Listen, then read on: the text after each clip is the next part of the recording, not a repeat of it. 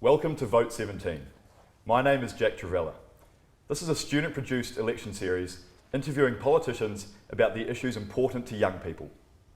To join in, simply like our Facebook page and send in any questions you may have for us to ask the politicians. I'm joined in studio today by my co-host, Esme Hall. Kia ora. We're delighted today to welcome our first guest, Labour MP for Dunedin South, Clare Curran. Welcome, Clare, and thank you for coming on this pretty miserable day. It's great to be here. So we'll start off with our first question, which is, what brought you into politics? Why are you here today? Big question. Kind of accidentally into becoming a politician. I never meant to stand for politics, but I've always worked pretty much in the political environment, and I've always worked on issues that I cared about. So I started off as a journalist. I discovered I was too passionate to be a journalist, and then I went to Australia and I worked in a communications consultancy, but worked on progressive issues. Then I worked for the union movement, and then I came back to Dunedin, set up my own little communications company, and I got asked actually to stand, and I kind of ended up accidentally in the seat of Dunedin South, but I just care about people, I care about issues, and I guess what you'd call an advocacy politician, a conviction politician. And so you've spent the last couple of nights in the Octagon. Was that all part of that care that you have for your community? 4 nights, to be precise. All year I've had an increasing number of housing cases, homelessness cases through my office, and it's just getting worse and worse. These two particular cases that took me to the Octagon reached crisis point last week. The woman who was pregnant ended up in hospital with early contractions. Work and income were essentially not quite refusing, but making it really difficult to get them into emergency accommodation. I took it to the ODT as a story, and then the ministry released a statement basically demonising their character, not talking about their need, but demonising their characters. And that's really what took me to the Octagon, because I thought I have to do something bigger. I have to make a point. I didn't really have a plan. I probably stupidly said I wasn't leaving until they had a house.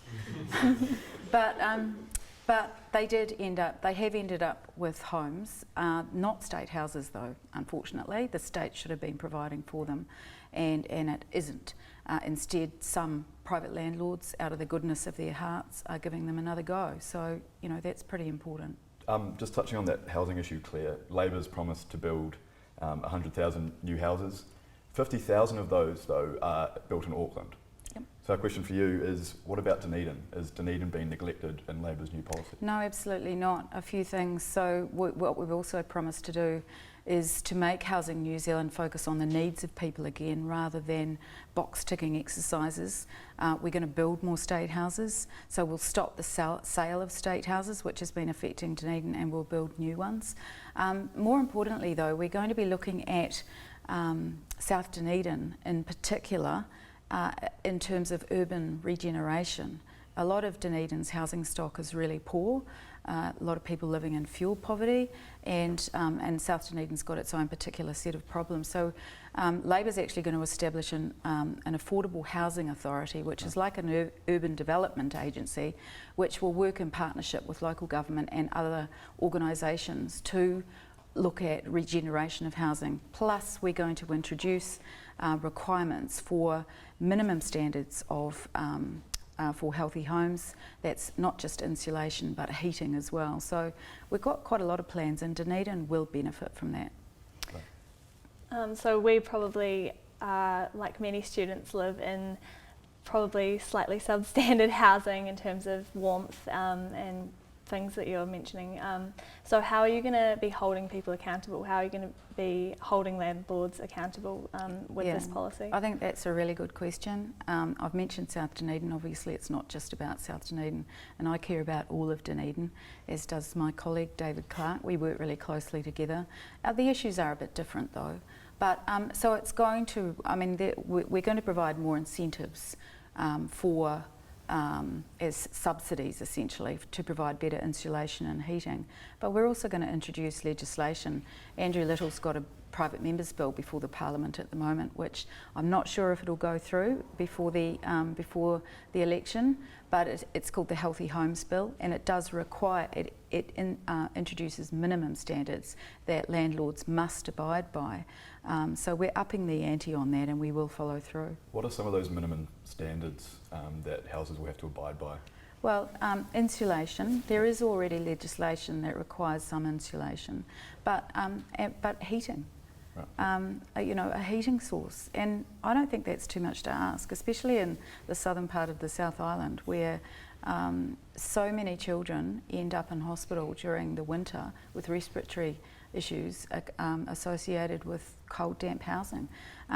So many houses have got black mould. I mean, I don't know whether yours does, but so I go into so many that do, and it's not just about opening the windows and letting ventilation in. It's chronic unhealthy housing, and we really do have to tackle that as a nation, because it's making people sick, and in some places it's killing them. Right. Just touching on the election, Clare, both yourself and David Clark at the last election won your respective constituency seats, but in both electorates the party vote swung in favour of National. Is this concerning? Oh, absolutely. It's really concerning, and I was looking at the figures because I knew you were going to ask me this. I think in 2008, when I was elected, the party vote was around 17,000 votes in Dunedin South.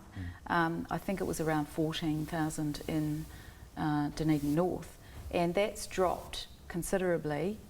12, and it went up, by the way, slightly for Dunedin North and South in the last election, not by very much, but very slightly. So at least we're going in the right direction. But one of the things that we are doing is working very closely together on a citywide campaign that fits in with our themes and our values across the country. But if I was to ask you what was the most important issue in Dunedin at the moment, well, I'm not sure what you would say, but most Dunedinites would say is the rebuild of Dunedin Hospital. And of course, that's not just an issue that affects people who live in Dunedin North, that affects everybody.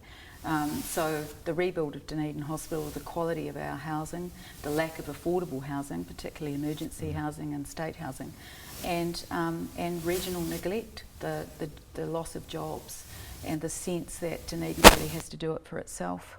Those are the three major themes, so we'll be really focusing on that in the election. So by drawing on these issues, you're confident Labor can win the party vote in both North and South Dunedin? Well, we're certainly aiming to do a lot better than we did last time, and of course it's not just, nowhere around the country is your party vote dependent on just one particular seat. Right. It's actually about how people feel across the country. And our aim is to get the party vote back up into the 40s. Right. So I was nearly 34% of the party vote in the last election. My aim is to get it into the 40s, because if we can do that, then we can help win government. Because Dunedin, is a Labor town. We were consistently above the average for Labor last time, and we need to get much higher this time. So you touched on the Dunedin Hospital rebuild and some other probably big ticket issues in Dunedin at the moment would be the closure of the Cadbury factory, as well as job losses at the university. So I'm just wondering what your stance is on this and what you're doing around these issues. Well, the job losses, the impending potential job losses at the university is really distressing for any of the people who might look at losing their jobs. I think it's systematic of an approach and a narrowing approach to universities at the moment under this current government, and you just have to look at arts and humanities as being treated with less priority, and in fact, diminished as a pathway. And so that is happening around the country. I can't comment specifically on those particular job losses. I don't know enough. I don't think any of us really know enough about what what particular jobs they involve. But I think if you, and so what, and I'm sure you're going to ask what's Labor going to do about it. So basically we've got this really strong policy which is 3 years free post-school education, which means that, and at the moment universities are just trying to stand still, and which is why you're seeing job losses in universities. If you've got a policy like the 3 years free post-school education, you're going to get more people wanting to study. More people wanting to study means more jobs, so it's going to start going in the other direction. So that's essentially what Labor's going to do about it. Our universities have already been described as degree factories in some instances. Labor's policy of 3 years free education, does that not mean just more people will be going to university, more being churned out the other side? Well, it will mean more people going to university, but I think, as you saw during the humanities, the humanities cuts, and in the debate that was around that last year, that we came out really strongly and said that universities have to be places for thinking, critical thinking, and where people learn critical thinking. It's not just degree factories as you describe it. And I mean, one of the reasons that we've got this 3 years free post-school education free policy is because we know that there are huge disruptive changes happening out there in the workforce, and that people are having to retrain, rework their lives, and in some cases have never had tertiary education. So this is giving people an opportunity, and we see education as sort of lifelong, and our policy is not just targeted at universities, obviously, but universities will benefit. And we've done some analysis in Dunedin that it'll bring an extra something like nearly $3 million to New Zealand's, to Dunedin's economy every year, and I think that's really quite important. I think probably one of the big factors that students might think about, current students might think about when they're looking at this policy, is how is this going to be feasible long term?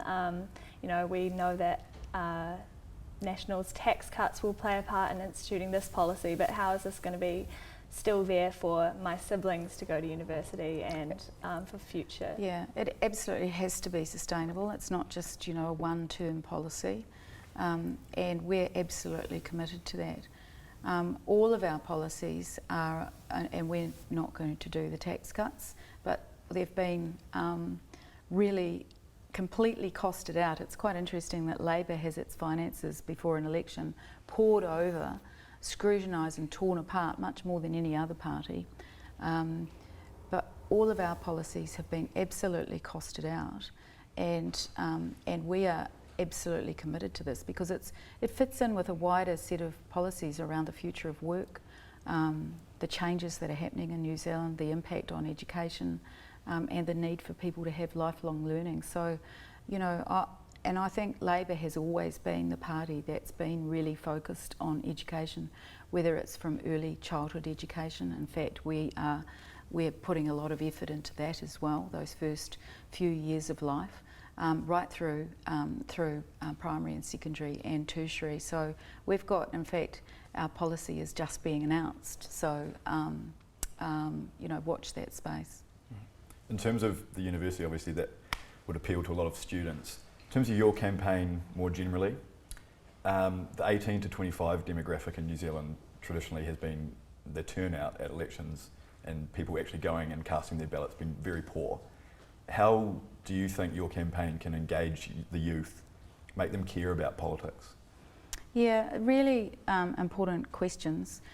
Interestingly, in my electorate, and I don't quite know why this is, somebody should do a study on it, is that I've got one of the highest turnouts, voter turnouts in the country, and it's not me, it's the Dunedin South electorate, in the, well into the 80s, into the 80%, and voter enrolment is into the early 90s, which shows that it's a fairly stable population of people who exercise their voting rights, which is a good thing.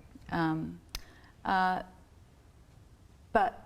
we know that we've got so many people around the country that don't vote and don't see why should I vote. And we also know that if you start voting when you're 18, you're more likely to keep on voting. And so the incentives and the need for political parties to really try and engage with people is really huge. One of the things that we're doing to do around that is to focus on education and ensuring that people can afford to do post-school education, which is where the 3 years free comes in, but also housing, which is the other big issue for young people. I mean, there are lots of other issues, but the housing affordability, whether it's being able to afford a rental place that's warm and dry, or whether it's to be able to think that one day you might be able to save and be able to buy a house. At the moment, it's probably something that is not even a dream. Yeah, I was just going to say, certainly out of many your has made league. that's an unrealistic goal at the moment. Well, so we think that's wrong, and we need to change that. And it's going to take some big shifts in New Zealand to do that, and it will take more than one term to do it. But that's where the 100,000 homes comes in, but it's also other measures that need to be put in place that do enable, it's to do with wages, higher wages, where you can save more, where the cost of living isn't going up higher than the rate of wages. All of those sorts of things, and the ability for you to know that the occupations that you might be thinking about doing when you leave school might not exist in 5 or 10 years' time. So you've got the ability to retrain and have support to do that. So looking at first-time voters, there's probably a bit of a stereotype that first-time voters or younger voters might be looking to vote left, and we know that Labour and the Greens are in a memorandum of understanding for this election, so you're committing to work together. So if I was a first-time voter looking to the left, why should I party vote Labour over party vote Green when you are working together? Well, I think that the first question you have to ask yourself is the maths, is what are the maths, and how are we going to get a change of government? We're going to get a change of government if the second biggest party gets well into the 30% of party vote to enable it to get across the line with the Greens and possibly with New Zealand First. And I think that's just the reality, and that's what I'd be thinking to myself if that was you. Then you'd be looking at our policies. What are we really going to be able to achieve? Just how important is that to you? And we are focusing pretty much on health, housing and education as our critical policies that we want to invest in, as opposed to tax cuts, which is just a few extra dollars a week in your pocket, but it's actually not investing in the services that you need for the future. And then there are other really important policies like that you may want to be looking at, like climate change, like water, those sorts of things. Labour and the Greens are pretty aligned on those things, but I guess I'd be asking you to do the math. Right. You mentioned New Zealand First just before, and Clare, I believe you're the spokesperson for broadcasting in the Labour Party. New Zealand First introduced a bill that would essentially mean large sporting events would be broadcast free to air. I believe you and the Labour Party didn't agree with it. Can you tell us a bit more about why? Sure. I would have thought Labour, being the working class party, this would be a great opportunity to seize on. So there's several things. Yep. The first is that particular private members bill was incredibly impractical and ill thought out, and there's an argument that you could have voted it to select committee. But I think I took the position as the spokesperson that there's so much disruption in the media at the moment that Sky's business model we're now seeing it starting to change. They've still got a stranglehold on sporting events, on the major sporting events, but there is more and more public pressure coming to break that up and make it more available on a as you want to watch basis, because paying $120 a month for Sky access to Sky so that you can get sports is pretty rubbish, to be honest. And I think they've peaked, and they're realising that their business model is actually broken. Right. To implement that bill would have cost around $100 million because somebody has to pay for the sporting codes, our major sporting codes. And if that bill had gone ahead, then where would that money have been coming from? Because at the moment it's a contractual arrangement between Sky and the major sporting codes, and they pay a lot of money to get monopoly access to it. So, and I guess the big picture is that Labor believes that the major priority in broadcasting, which is an anachronistic term these days, it's really public media, is the gap that we have in public media. We have only one public service media outfit in this country, true public media, and that's Radio New Zealand. TVNZ is not a public interest media channel. It happens to be owned by the state. It's fully commercial. That's where the gap is. That's where the investment is needed. We're the only country in the OECD that doesn't have public interest television. That's where we need to invest, and that's where what we said was our priority. Right. And so that's how you bridge that gap. That's how you break Sky's monopoly. Well, I think that it won't directly break Sky's monopoly. I think that you're seeing the Netflix Lightbox pay as you go, pay as you on a monthly basis, or pay per program business model that's emerging with technology companies is actually breaking that monopoly. And I think probably, I'll make a prediction, I think in a year's time Sky will have had to have broken up its sporting, the sport that it makes available, and make it much more available for you to watch every Highlanders game or watch every rugby test and pay on a much more micro basis. So we know it's pretty awful weather right now, and South Dunedin is an area with some vulnerable coastal areas. St Kilda, St Clare, they've had issues with erosion and issues with flooding and evacuation. There's probably quite a few houses in South Dunedin that unfortunately are flooding right as we speak. I hope not. So I'm just wondering how Labor is addressing those environmental issues for vulnerable coastal communities. Yeah, that's a really good question, and we will make it a priority and of course it's not just South Dunedin. South Dunedin is the biggest community, urban community, immediately impacted on by coastal, in the coastal part of New Zealand, by climate change related activity with the rising groundwater.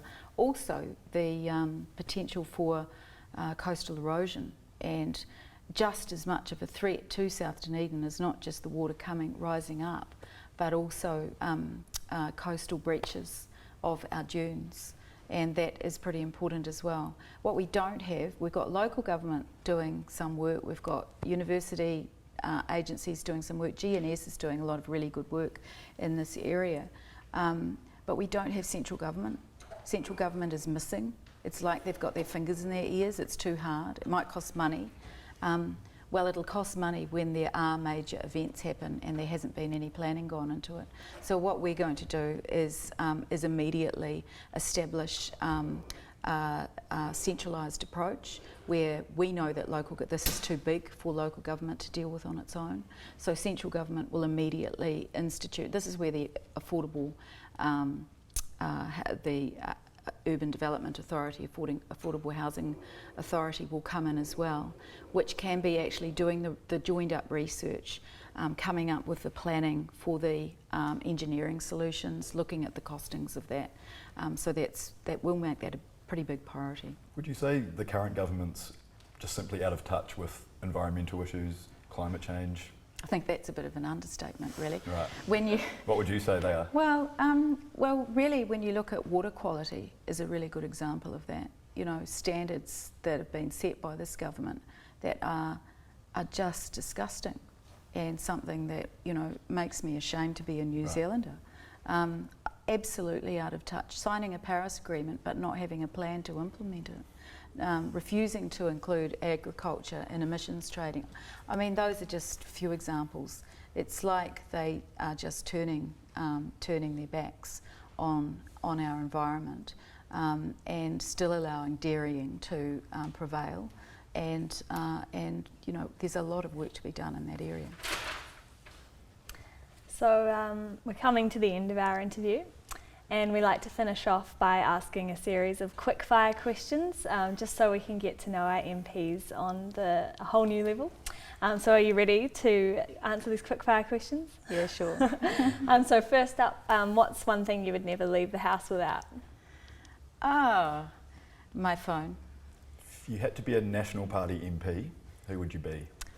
I would never. I'm sorry, I can't answer that question. I refuse to answer that question. Spaghetti on pizza. Disgusting. Pineapple on pizza. No, pineapple should be eaten on its own. I agree. Walk or run? Fast walk. Right, we might leave it at that point, Claire. Thank you very much for coming in and talking to us today. We wish you all the best with your upcoming campaign. Cool, thank you. Thanks very much for watching Vote 17. We hope you enjoyed it. Once again, feel free to like our Facebook page and send us any questions you may have for when we interview some more politicians. Thank you and see you next time.